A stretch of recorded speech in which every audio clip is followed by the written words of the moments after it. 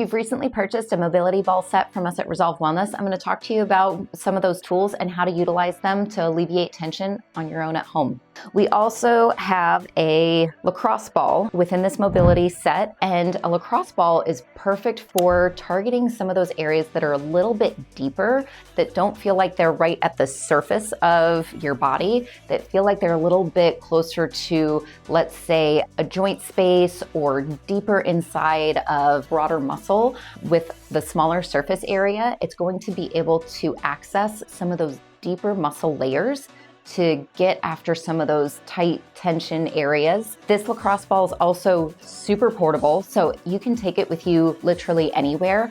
I oftentimes throw these in my carry-on bag when I'm traveling, like on an airplane, or even in the car. I'll put it in my center console so that I can utilize this when I start to feel those aches and pains come up.